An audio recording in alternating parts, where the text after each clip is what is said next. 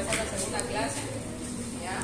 Hoy vamos a empezar lo que es fundamental para nosotros los médicos, de todas las especialidades, ¿ya? No solamente los clínicos, también los quirúrgicos, lo que hacen consulta externa, lo que hacen emergencia, lo que hace internación, ¿ya? Entonces, esta es la base, podemos decir así, la herramienta principal que tenemos para llegar a un diagnóstico y hacer un tratamiento, ¿ya?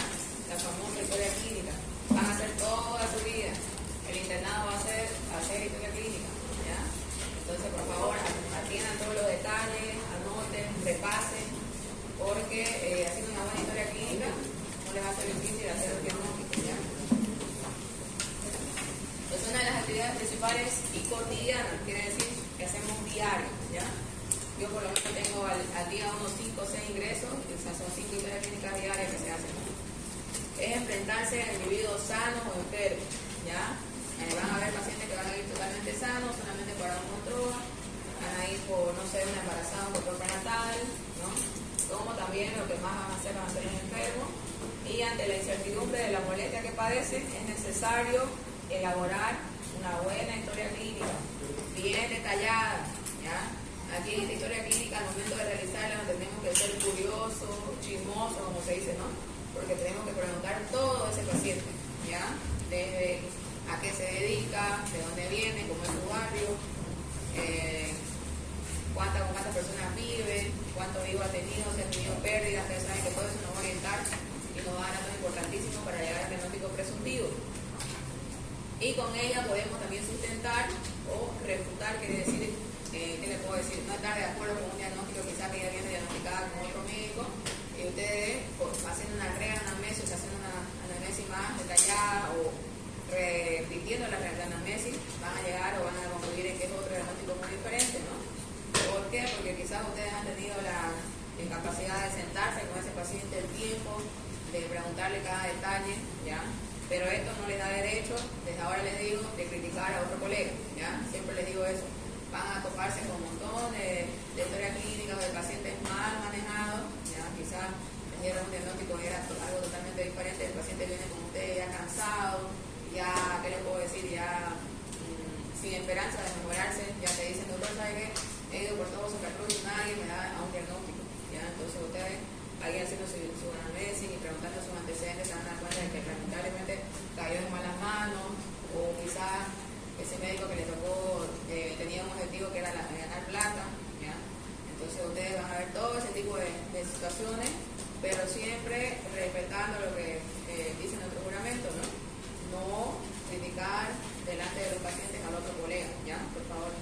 Está bien que ustedes se den cuenta, que ustedes que sirvan una experiencia para no cometer eso, para no repetirlo, pero jamás hacer quedar al colega delante del paciente o de los familiares, ¿ya? La atención adecuada de un paciente por más de una consulta requiere de un expediente clínico, ¿ya? Estamos acostumbrados a llamar historia clínica en el hospital, por ejemplo, al archivador o como una maletita que se maneja, ¿no? Entonces no es propiamente la historia clínica eso, es el expediente clínico, ¿ya? El expediente clínico va a ser todo el archivador que va a contener tanto las historias clínicas, o sea, las atenciones que estamos haciendo, como los estudios complementarios, incluso en la clínica privada ya lo almacenan los estudios de imagen, ¿no? Al mismo tamañito de la historia para que no se pierdan. En los hospitales públicos lamentablemente tenemos ese problema de que, por ejemplo, nuestras tomografías, como son grandes, no se pueden archivar y se pierden, ¿no? Se extravían. Y lo que hacemos normalmente es dárselo al paciente, pero también el paciente a veces lo pierde, entonces tenemos ese déficit en cuanto a las imágenes. Pero en la clínica privada ya lo están haciendo de acuerdo al tamañito de la historia. Entonces todo va archivado junto con las imágenes, los laboratorios y algún otro estudio avanzado. Entonces, expediente clínico es todo el archivador, ¿ya? Historia clínica solamente es el formulario que vamos a ir haciendo toda su práctica. Dice, el expediente clínico documenta los datos específicos del individuo y su cuidado. Entonces, ya van a ir las indicaciones médicas, van a ir las epicrisis, vamos a ver qué es una epicrisis, qué es una receta de alta, ya las recetas van a variar si es internado, de alta, si es ambulatoria. Ambulatoria significa por consulta externa, ¿no es? Que va solamente a los controles. Lo ideal es que el documento esté disponible para todo el personal médico, ¿ya? Esta historia clínica en el hospital tiene que estar en un lugar visible, ya van a ver que normalmente hay un mueble donde se cualquier lugar de la unidad de salud, a cualquier hora, ¿ya? En algunos lugares pasa que la enfermera a veces lo mencionan. ¿Por qué? Porque no se les dan mal cuidado, ¿no? Entonces, siempre que agarren una historia clínica de un hospital o de cualquier centro de salud, tengan la delicadeza de mantenerla tal cual se la encontraron, ¿ya? Porque hay bastante, ¿qué le puedo decir? La enfermera es bien celosa en esa parte porque ella es la encargada de mantener el orden y la integridad de la historia clínica, ¿ya? Entonces, siempre al alzar ustedes una historia clínica, pidan permiso, saluden, preséntense y recién agarren, ya no la agarren como si fuera algo de la calle. En cualquier lugar, la unidad de salud, a cualquier hora quiere decir que, por ejemplo, ese paciente está internado, entonces a cualquier hora va a ir un médico y la va a sacar y va a revisar el paciente para conocer, ¿no? Por ejemplo, los interconsultantes que decimos, ¿no? Por ejemplo, yo hago hospitalización, pido una interconsulta al cardiólogo, entonces el cardiólogo va a venir a la hora que él, digamos, se libere de su consulta y a cualquier hora puede sacar esa historia clínica para revisarla, ¿ya? Y mejor aún, ya en las clínicas privadas están digitalizando la historia de forma electrónica, ¿ya? Entonces, ya se van a topar con la famosa historia clínica, ¿ya? En algunas clínicas privadas viene con la foto, ¿no? Pero en los lugares públicos donde vamos a ir viendo primero, solamente son los datos personales.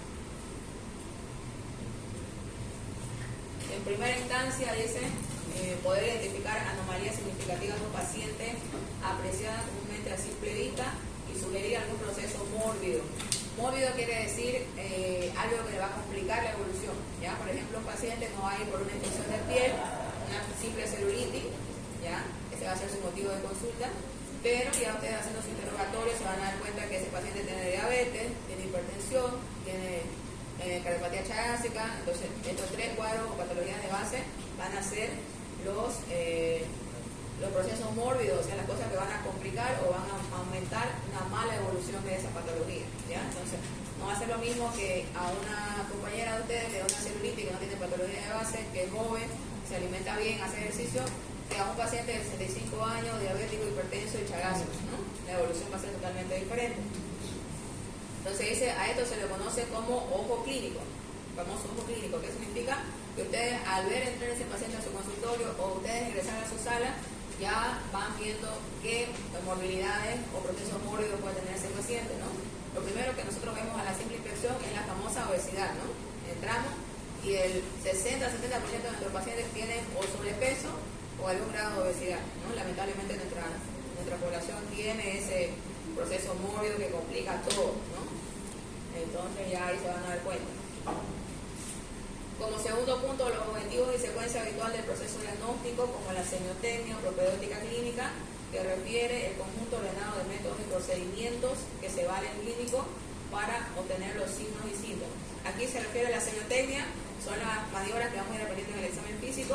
Propedéutica clínica dice que es el conjunto ordenado de métodos y procedimientos que vamos a utilizar para realizar esa historia clínica y llegar a un diagnóstico. En primera instancia, la historia clínica solo nos da un diagnóstico presuntivo, ¿no? No se olviden. ¿Ya?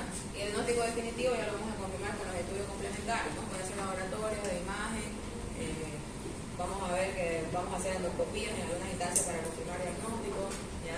En la parte cardiológica están los famosos test de esfuerzo, ecocardiogramas, todo lo que son los estudios complementarios avanzados de especialidad, ¿no?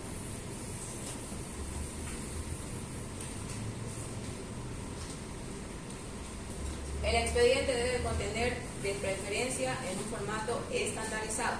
Ya quiere decir que hay un orden ya establecido, ¿ya? Entonces, siempre que agarren una historia clínica, pueden ir memorizando, por ejemplo, el orden. Ya vamos a ir revisando parte por parte, ¿ya? Es importante mantener este orden porque así facilita a todos los médicos o personal de salud que vayan a revisar esa historia, ¿no? Los datos básicos del individuo. Demografía. ¿A qué se refiere con demografía? ¿Dónde vive ese paciente? ¿No? ¿Dónde nace primero? Procedencia, ¿ya? Residencia, ¿dónde nace? ¿Dónde vive? Las características de ese lugar, ¿ya? Hay gente que vive en el Plan 3000 como hay gente que vive en el centro, ¿no? Entonces, tenemos que caracterizar esa parte de la demografía, ¿ya?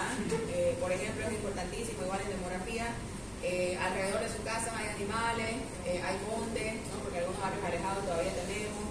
Al lado de su casa hay alguna fábrica, ¿no? En cuanto a la contaminación, ¿qué más? hay estos lugares nocturnos que también pueden predisponer a otras enfermedades, ¿no? Antecedentes médicos son las patologías ya diagnosticadas anteriormente. El problema actual, que es lo que nos vamos a centrar, ¿no? La historia de la enfermedad actual. Antecedentes quirúrgicos, ya, si bien algunos pacientes te van a decir, ya 70 años fui operado, pero, por ejemplo, si te viene por una constipación, ¿no? Que es la dificultad para eliminar las heces, y el que fue operado hace 30 años de alcohol chagásico, es relevante, ¿no? Puede ser que haya hecho una brida, una adherencia, o que, no sé, esté complicándose nuevamente por otra alteración digestiva, ¿no? Entonces, eso sí es importante. Pero, por ejemplo, algunos dicen, me sacaron las amígdalas hace 20 años y viene por una infección urinaria, no tiene mucha relación, ¿no? Pero de todos modos, si ustedes quieren ser detallistas y no perderse ningún dato, pregunten todos sus antecedentes quirúrgicos. Lesiones previas, por ejemplo, lo vienen los accidentados que vienen con alguna secuela, no sé, alguna mujer que haya tenido tal vez una histerectomía y viene por una complicación ginecológica, va a tener relevancia, ¿no? En cuanto a lesiones previas. Tratamiento farmacológico. Acá es importante el tratamiento farmacológico, siempre les digo, anotar tanto el nombre del medicamento, ya, la dosis que está tomando, la frecuencia y si lo toma de forma regular, ya. Ahora, este es uno de los puntos más importantes porque se vienen muchísimas denuncias por negligencia médica, ¿no? Actualmente. Entonces, ¿por qué normalmente ocurre un proceso adverso en un tratamiento? Puede ser porque ese paciente no venía tomando sus medicamentos y esa patología cuando llega a nosotros está demasiado descontrolada, ¿no? Pasa, por ejemplo, con la diabetes. La diabetes viene con glicemia high, ¿saben lo que es high, no? Glicemia arriba de 500, de 600, ¿no? Porque el glucómetro normal no lo va a marcar 800, ¿no? No tiene la capacidad, inmediatamente te informa high, que significa alto en inglés, ¿no? Entonces, ustedes preguntan a ese paciente, normalmente él no te va a decir, me estaba olvidando mi medicamento, te va a decir, sí, doctora, yo tomaba esto. Ahora ustedes le preguntan al familiar, ¿lo tomaba todos los días? Y el familiar dice, no, doctora, algunos días se olvidaba, otros días se le acabó, no teníamos plata, ¿ya? Entonces, ahí ustedes van a anotar medicación de forma irregular, ¿ya? Entonces, este es un punto que nos apoyaría a nosotros en el caso de que ese paciente no vaya bien, ¿ya? Si ese paciente se complicara, incluso llegara a un óbito es muerte, ¿no? Haciendo ya después la auditoría médica, la revisión de todo lo que se hizo, ahí el juez va a tomar bastante en cuenta si ese paciente de verdad se llama adherencia al tratamiento, ¿no? ¿Han escuchado eso? Adherencia al tratamiento es cuando el paciente cumple al pie de la letra lo que le hemos indicado, ¿ya? No, se dice paciente adherente, buena adherencia, por ejemplo, esto se utiliza en los pacientes tuberculosos, ¿no? ¿Saben cuánto dura el medicamento el tratamiento para la tuberculosis? 6 meses, ¿no? Entonces, al ser tan largo, ese paciente se cansa, que viene la abuela y le dice, no, tanta tableta, déjalo, la vecina que te va a hacer mal, que te va a dañar el hígado, y lo abandonan, ¿no? Entonces, se dice paciente no adherente, ¿ya? Lo mismo utilizamos para otras patologías. ¿Ya? Entonces, no se olviden a la hora de hacer su historia clínica, pregunten, ¿qué toma, señora? Tomo mi metformina, ¿no? Típico de diabetes. ¿De cuánto toma? De 850 cada día, ¿ya? Frecuencia. Entonces le ponen 850 diario y lo tomaba todos los días, de forma sincera, no te dicen, ¿no? La mayoría te va a decir no, porque siempre se olvida que no es, hoy otra parte es el factor económico, ¿no? No les alcanza, se acaba en los centros de salud, no van a recoger su receta, ¿ya? Entonces, la mayoría es de forma irregular, ¿ya? Entonces no se olviden ese aspecto. Ahora siempre les recomendamos, porque esos pacientes vienen muy mal controlados y tienden a complicarse, ¿no? Entonces hay que ser minuciosos en esa parte.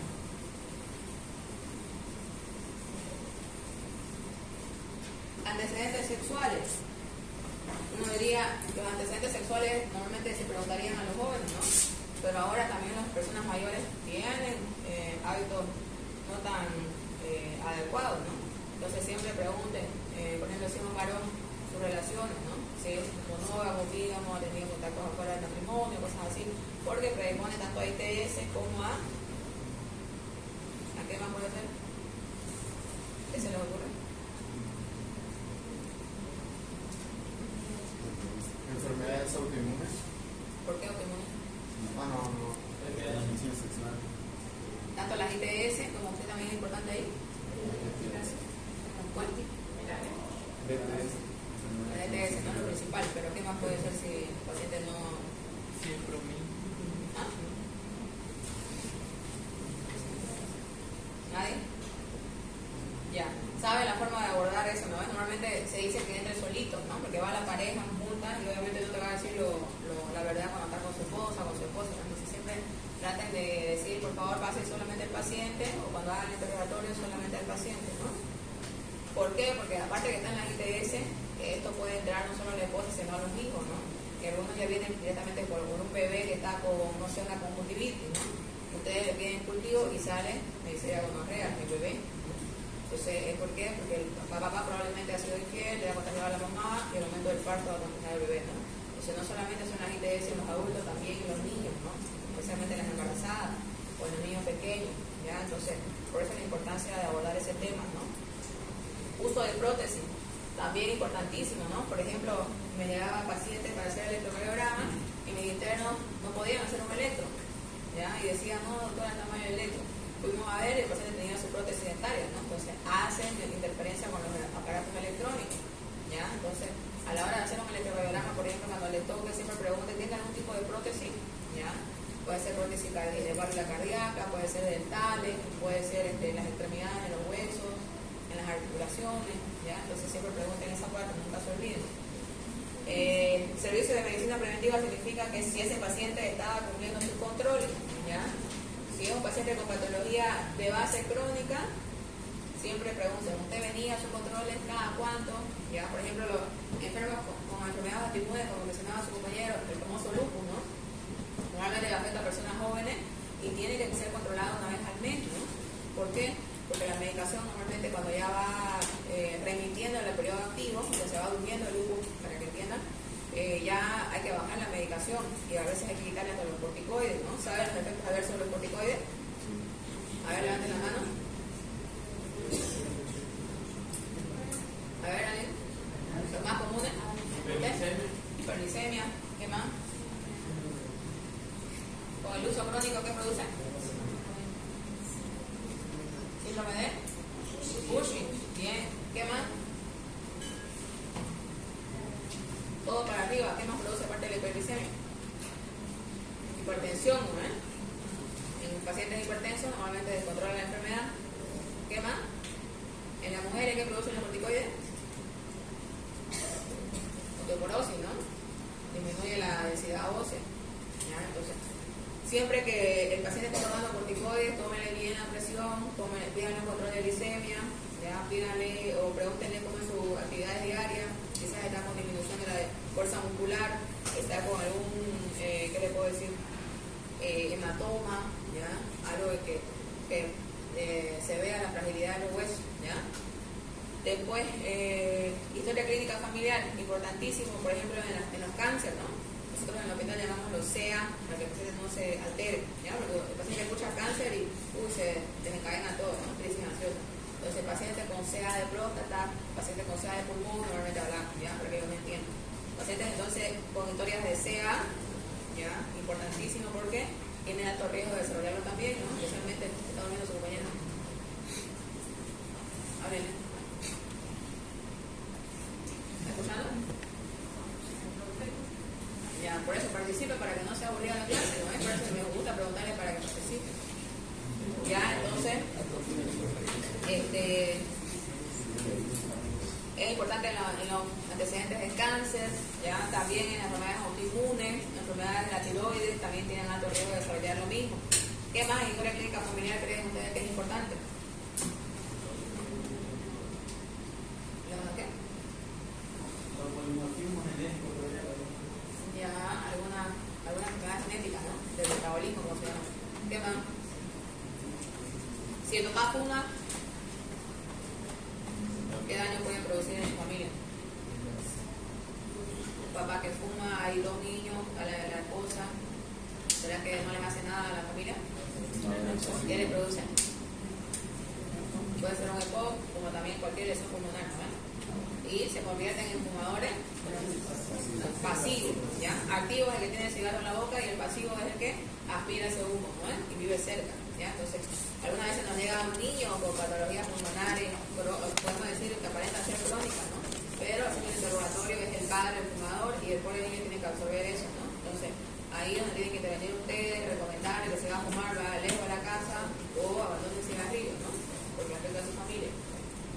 antecedentes sociales.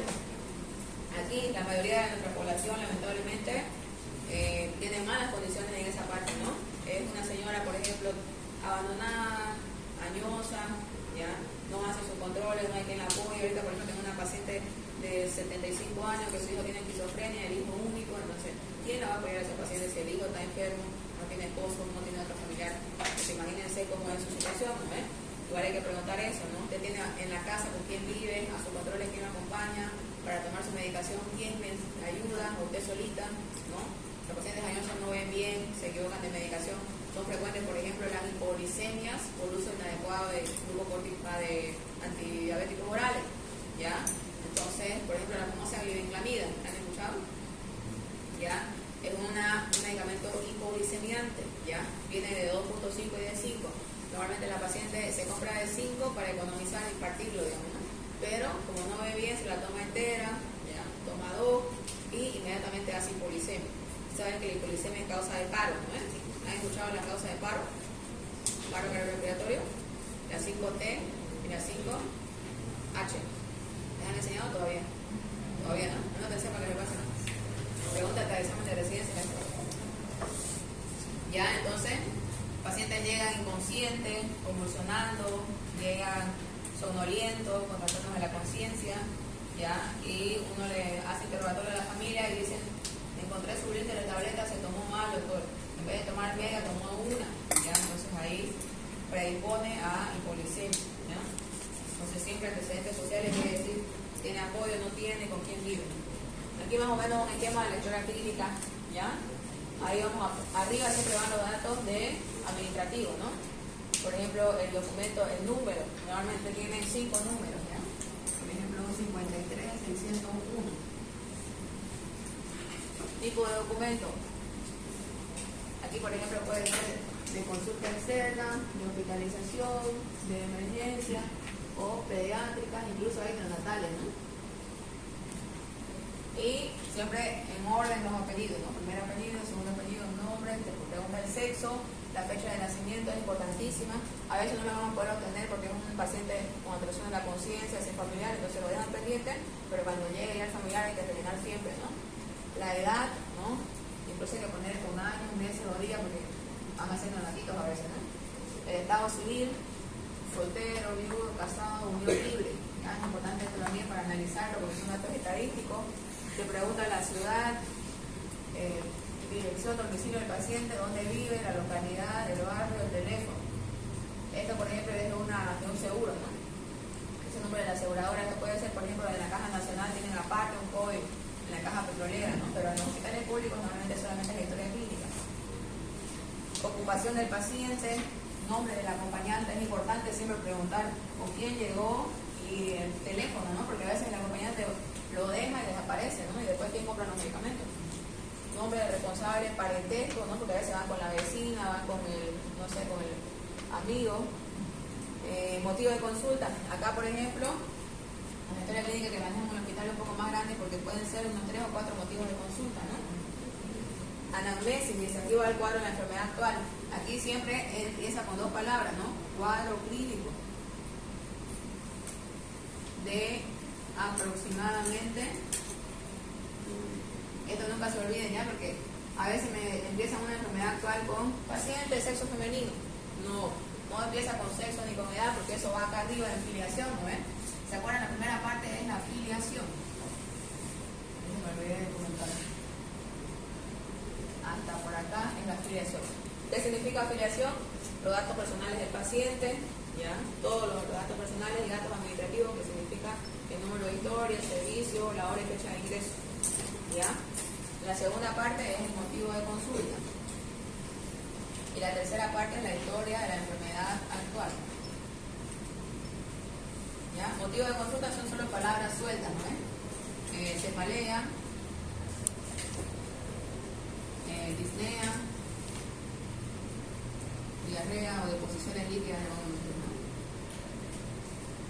Igual a la hora de escribir no voy a aceptar errores ortográficos, así que vayan leyendo cómo se escriben las palabras, ¿no?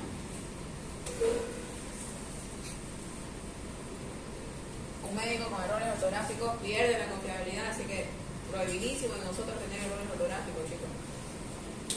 Entonces, la historia de la enfermedad actual, que es la base de la historia clínica, empieza con estas palabras. Cuadro clínico de aproximadamente, y aquí ya va 4 días, horas, ¿no? De evolución, caracterizado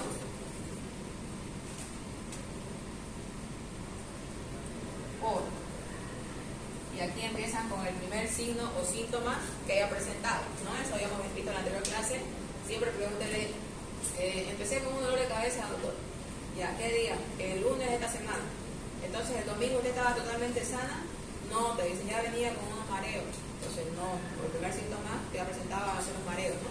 ¿Desde cuándo tiene los mareos? Desde el sábado, doctor. Pues, cuadro clínico de aproximadamente sábado, domingo, lunes, martes, estamos miércoles, jueves, ¿no? 5 días de evolución caracterizados por mareo, ¿no? Y ahí utilizan la mnemotecnia que dijimos, ¿no? Atilier, Alicia, para describir cada signo y síntoma. Ahora, si quieren seguir, concomitante es una palabra, ¿no? Concomitante significa acompañado, cualquiera de las dos, ¿no? Acompañado de, y siguen con los otros signos y síntomas que les refieran, ¿ya? Y cuando terminen de describir todos sus signos y síntomas, motivo por el cual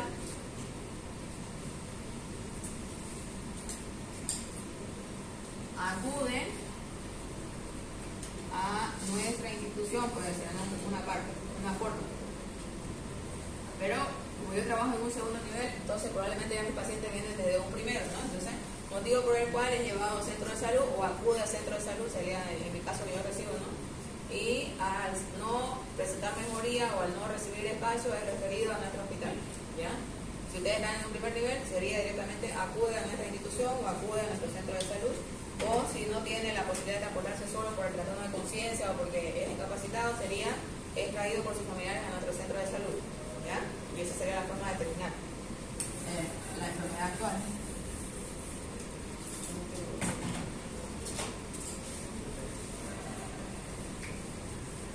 Parece permanente, es una cabra.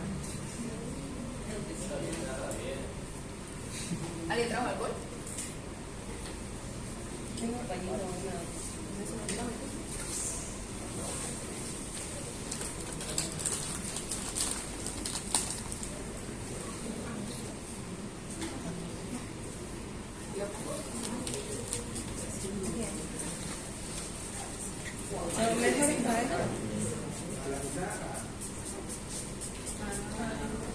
No, el pañito no lo sé, pero tiene que esperar que sepa.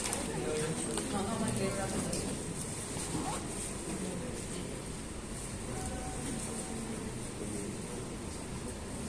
¿Qué te pasó?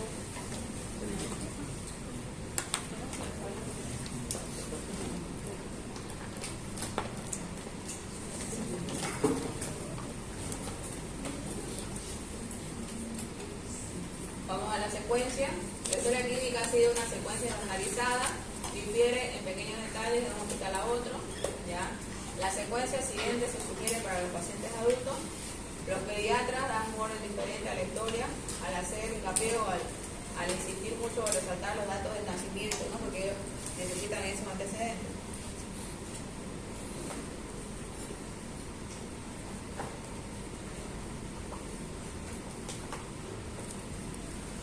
Entonces el orden, la ficha de identificación, ya es lo que habíamos hablado de la afiliación, donde va el nombre completo, el sexo, la edad, estado civil, ocupación, ¿qué más? Domicilio, teléfono. Informante quiere decir si los datos se obtienen directamente del paciente o se obtienen de algún familiar o persona acompañante, ¿no? Así que ponerlo bien. También acá ponemos algo muy importante que es si es confiable o no confiable, ¿ya? Hay pacientes que al momento de hacer interrogatorios como que titubean, dudan o se siente un pequeño rechazo al contar, entonces ahí pueden poner ustedes no confiable, ¿ya? Hay una opción. Molestias principales va a ser el motivo de consulta, historia de la clínica del padecimiento actual, la historia de la enfermedad que veíamos anteriormente, el pasado médico son los antecedentes, ¿no? Tanto antecedentes médicos como antecedentes clínicos, de salud en general, enfermedades crónicas diagnosticadas, episódicas quiere decir aquellas que vienen por temporada, las famosas alergias, operaciones que son la cirugía, lesiones anteriores y hospitalizaciones previas, ¿ya?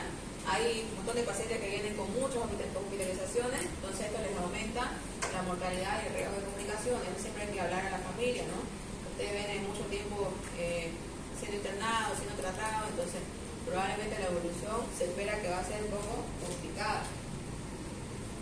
Definición. Entonces la historia es un recuento de los sucesos en la vida del paciente que tienen relevancia en la salud física y mental. ¿Ya? Esto vendría a ser definición de los antecedentes, ¿no? Vamos a hacer un resumen de los hechos en la vida del paciente que van a tener relevancia o van a afectar directamente a su salud, tanto física y mental. No se olviden, la parte mental juega harto en la evolución de los pacientes, ¿no? Elementos de la historia clínica. Vamos a notar sensaciones que no pueden ser observadas por el médico, los famosos síntomas, ¿no? No podemos comprobarlo y tenemos que confiar en lo que nos dice el paciente. Para eso, por ejemplo, en dolor utilizamos la famosa EVA, ¿no? Escala visual analógica. ¿Para qué? Para hacer después un dato comparativo en la evolución.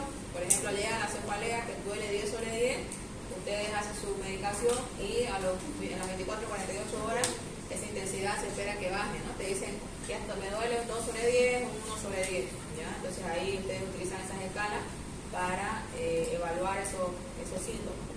Anormalidades notadas por el paciente en el pasado, el examen físico no ha podido confirmar. Ahí, por ejemplo, los pacientes se acuerdan, ¿no? Te dicen, anteriormente doctor no tenía esto y ahora me está apareciendo y te muestran, ¿no?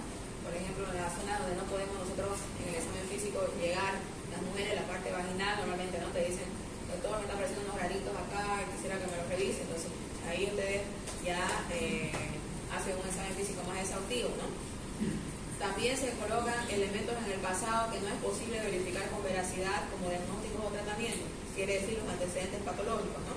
Ahí no tenemos nosotros la certeza, pero ellos te cuentan y todo hay que anotarlo porque va a influir después en la evolución. Como cuarto punto, historia clínica familiar del paciente y la descripción de su enfermedad actual. Ya no se olviden siempre de la familia. Por ejemplo, hay pacientes que vienen de familias diabéticas, entonces ya llegan con glicemias alteradas. Normalmente no llegan al campo de diabetes, pero ya con riesgo de hacer una diabetes, normalmente una prediabetes, ¿no? Entonces siempre pregunten su mamá qué enfermedades tiene, su papá, sus abuelos, sus tíos, ¿ya? Porque va a influir igual en lo que él pueda presentar. Entonces ahí no se olviden, en la historia clínica van los antecedentes patológicos, las medicaciones, los antecedentes quirúrgicos. La historia clínica es un documento médico esencial que recoge de manera sistemática la información sobre la salud del paciente, su historial médico, los antecedentes relevantes para su atención sanitaria. Más que la narrativa espontánea del enfermo, se trata de una manera especializada de literatura, ¿ya? Quiere decir que tenemos que saber redactarla de la mejor forma posible, la forma más elegante, más pulcra, como se dice, ¿ya? No, por ejemplo, he visto historias que dice, el paciente refiere que no ha dormido por ruido en la habitación. No, no es. Paciente difícil de conciliar el sueño por factores externos, ¿ya? No podemos poner ahí que lo molestaron en la noche, que había una fiesta al lado, que no. Siempre traten de, en su redacción, ser lo más elegante, profesional, ¿no? Practiquen redacción también, ¿no? Eso también es importantísimo. Saber utilizar las palabras. Tengo otro problema con mis internos, por ejemplo, que me escriben una palabra en singular y la otra en plural, ¿no? Las patologías. Entonces eso ya viene de déficit de colegio, ¿no? Entonces siempre de la forma más compleja o de la forma más elegante posible, ¿ya? En la cual el médico escribe un relato de su percepción. Igual no acepto mala letra, ¿ya? Desde ahora tiene que acostumbrarse a escribir bonito. Vamos a, su tarea que me presenten van a hacer con letra lo mejor posible. Si tienen que entrar a caligrafía, van a entrar a caligrafía, pero no quiero mala letra, ¿ya? Eventos como son narrados por el paciente u otro informante, ¿ya? Si el paciente no te puede comunicar, siempre especifique que es datos recogidos de otro familiar o de otra persona. La historia clínica quizás sea presentada con espontaneidad o corroborada con investigación a fondo. Quiere decir que, por ejemplo, en la de emergencia, por la urgencia y por la prioridad de la atención, tenemos que hacerla rápida, ¿no? Pero ya cuando estamos en una sala de hospitalización, el paciente está más estable, ya profundizamos, incluso podemos hacer estudios de investigación, quiere decir comparar un paciente con el otro, ya van a ver cómo es más o menos, ha llevado metodología de investigación ya, ¿no? Han visto, ¿no? Los estudios de caso, los estudios de corte, el paciente control. llevaron método? Leaños. ¿Doble año? ¿Cómo estaba el doctor Velasco? ¿Con ustedes? El gran doctor Velasco, ¿cómo no olvidarlo? Ya. Con frecuencia se elabora mejor si se repite el interrogatorio después de un tiempo. Ya, esto es importantísimo porque normalmente en emergencia el paciente llega dolorido, llega fatigado, disneico, entonces no te va a dar datos relevantes, se va a olvidar de algo, por la urgencia tenemos que actuar rápido, entonces siempre es bueno repetir el interrogatorio después de pasado un tiempo cuando el paciente se estabilice. ¿Ya? Y también dice, debido a que el paciente reflexiona sobre su experiencia, entonces ya él va mejorando y va diciendo, doctor, me olvidé comentarle que me había tomado un antibiótico, ¿no? O la farmacia me dijo que me tome esto y eso va a influir en el diagnóstico. Al elaborar la historia clínica, el profesional debe redactar las oraciones clave con las palabras del individuo, ya no copiar tal cual. Yo sé que nos han enseñado a veces el motivo de consulta tal cual dice el paciente, ¿no? Pero ahora ya se ha visto que no, ¿qué le puedo decir? Ante un juicio, ¿no? Que Dios no lo quiera de nadie de ustedes, no tiene significancia clínica el hecho de las palabras tal cual lo dice el paciente, entonces siempre ya desde ahora pongan nomás de acuerdo a la terminología médica, ¿no? Cefalea, apnea, dolor abdominal, ¿ya? ¿Qué más? La historia clínica son los antecedentes de la enfermedad, no la interpretación del médico de los antecedentes del paciente, ¿no? No cambien las versiones del paciente también, ¿ya? Pasa de que dice el paciente, doctor, me parece que yo venía con diabetes, no sé qué, planta de diabetes, ¿ya? Entonces, primero pregúntenle cómo piensa usted que era diabetes, ¿no? Porque mi azúcar llevaba 120, doctor. Entonces, el criterio diagnóstico no es diagnóstico 120, ¿no? ¿Saben los criterios diagnósticos de diabetes más o menos? ¿Han leído? A ver quién se anima. Son 4 solamente, ¿no? Que se actualizan cada año. A ver quién se anima. Ahí le estaba hablando por ahí. Hay glicemias en ayunas, glicemias al azar, la famosa hemoglobina glicosilada y el test de tolerancia a la glucosa oral. ¿No? ¿Han escuchado el test de tolerancia a la glucosa oral? ¿En fisiología se lleva eso? No. ¿Con quién llevaron oficio? ¿Y? Lo primero que enseñan. Lo primero que enseñan todo vale es eso. Doctor. No vaya acá, mira. ¿Quién prendió el aire? Muy bien. Entonces pueden sentarse pues en dirección. ¿Quién puede ir? O pónganse una sillita y el más alto que atrás. ¿O quieren subirse? ¿Quién es más alto? Ay, sol.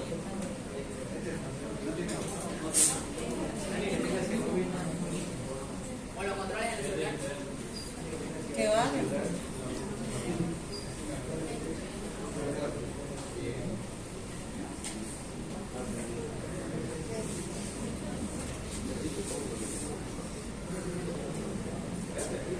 Entonces la historia clínica es una de las formas de registro del acto médico, sobre todo eso, ¿no? Tienen que anotar, ¿ya? Ahora se dice que tenemos que anotar todo.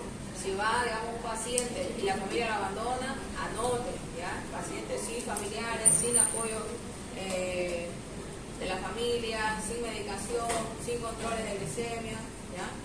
Siempre hay que anotar todo. O si va un familiar y no le compra nada, también, ¿no? Pasa que los familiares van a visitar y se hacen lo que no son los responsables y no le compran nada, se van, ¿no? Entonces hay pacientes o familiares que no compran medicación. Cuyas 4 características principales se encuentran involucradas en su elaboración y son la profesionalidad que hablábamos, la ejecución típica, que hay que seguir el orden, ¿no? El objetivo, obviamente el objetivo va a ser llegar a un diagnóstico presuntivo, y la licitud, que quiere decir que va de forma legal esta cosa, ¿no? Entonces siempre traten de hacerlo lo más elegante, directo y mejor redactado posible. La profesionalidad se refiere a que solamente el profesional de la medicina, es decir, el médico, puede efectuar un acto médico, pues en esencia son los médicos quienes están en capacidad de elaborar una buena historia clínica, ¿ya? En su caso, van a estar en calidad de estudiante, ¿ya? Pero va a ser revisada por el médico, ¿ya? Todas las historias clínicas que hagan tienen que ser revisadas. En el caso de los internos lo mismo, ¿no? Es supervisado. La ejecución es típica cuando se hace conforme a la denominada lex artis, ¿no? La famosa gramática médica. Debido a que la medicina siempre se ejerce de acuerdo con las normas de excelencia de ese momento, siguiendo los protocolos, ¿no? Hay protocolos de actuación clínica que debemos seguirlo para evitar errores, para evitar que se nos vaya algún dato, ¿no? Por eso es que todo está normado, a pesar de las limitaciones del tiempo, lugar y entorno. Ya en la parte pública siempre tenemos la dificultad del tiempo, que se nos acumulan pacientes, tenemos que hacerlo lo más rápido que podemos para tratar de atender a todos, entonces baja la calidad. Ya ustedes que son estudiantes van a tener muchísimo más tiempo, entonces tienen que practicar desde ahora a realizar la historia clínica, ¿no? El objetivo de ayuda al enfermo se traduce en aquello que se transcribe en la historia, ¿no? Esta historia se hace con el objetivo de llegar a su diagnóstico y ayudar con el tratamiento por el cual viene el paciente a nosotros, ¿no? El instituto se debe a que la misma norma jurídica respalda la historia clínica como documento indispensable, ¿no?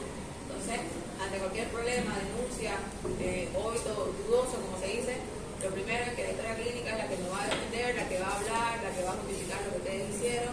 Si ustedes siguieron los protocolos de atención clínica internacionales, pidieron todos los estudios, estuvieron pendientes del paciente, hicieron su control respectivo y aún así el paciente se complicó, entonces lamentablemente ya no va a ser culpa de ustedes como médicos, ¿no? Va a ser culpa de que lamentablemente el paciente ya estaba mal manejado, quizás era muy dañoso, no tenía el apoyo familiar, no le compraban la medicación, entonces por eso es importantísimo anotar todo lo que no se puede hacer. En mi hospital, por ejemplo, faltan algunas especialidades, entonces siempre anotamos, ¿no?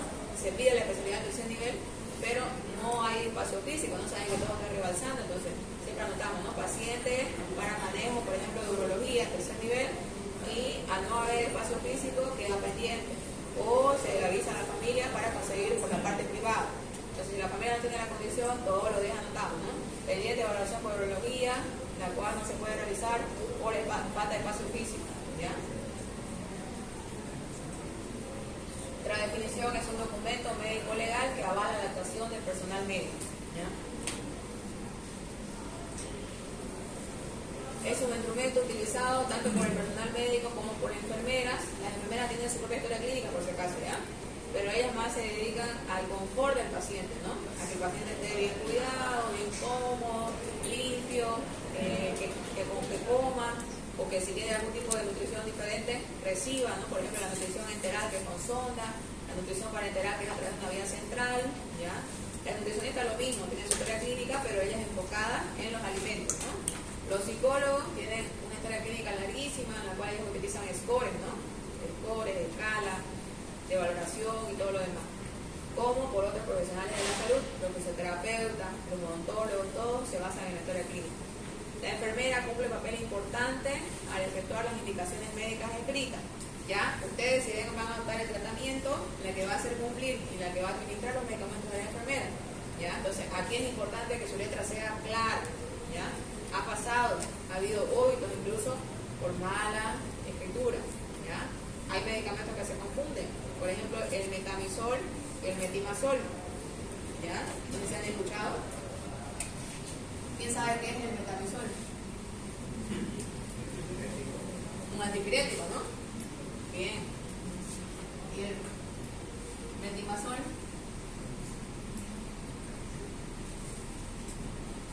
Bien escuchado. Es un antitiroideo, ¿no? Para la descompensación de la hormona tiroides. ¿Ya? Entonces, miren la escritura. Solo por estas vocales la diferencia, ¿no? Entonces, si alguien tiene la letra fea, va a escribir pues todo ahí, ¿no ven? Y la enfermera, ¿qué va a decir? Ay, no, metamizol, metimazol, lo que tenga ahí a mano, pues no, porque ella, lo primero que hacen ellas es leer, algunas son viejitas ni ven bien, digamos, lo ven a la media, entonces administran un metimazol y más bien le produce disminución de la función tiroidea, puede dormir al paciente, bajar la presión arterial, bajar la glicemia, saben que todo en hipotiroidismo va abajo, ¿no? Entonces, es peligrosísimo, ¿ya? Por eso es importante que desde ahora hagan una buena escritura, ya. Borremos esa mala fama que tenemos de escribir feo, que dicen, ¿no? Ahora los médicos jóvenes y actuales se las realizan por tener una letra impecable, ya. Esos serían los viejitos los que querían mal. Ya, entonces, y al momento de indicar algo, conversen con la enfermera. Ya, cuando ustedes sean médicos, siempre tengan una buena comunicación. Ellas tienen que ser como sus novias, como dicen, ¿no? El médico trabaja al lado de la enfermera. Ya, yo sé que a veces el carácter de las enfermeras es especial, ya, pero tienen que tener técnica de ganárselo, ¿no? Por eso es que en las redes sociales hay un montón de memes, ¿no? Que compran en la Coca-Cola, no sé qué. Entonces, son formas de llegar a la enfermera, ¿ya? Porque lo que queremos es evitar complicaciones. ¿Ya? Entonces, si ustedes indican y no le dicen nada a la enfermera, Algunas enfermeras tienen poca experiencia, otras no conocen bien los medicamentos de especialidad, por ejemplo, ¿no? Hay medicamentos bien complicados que la administración es importante, ¿no?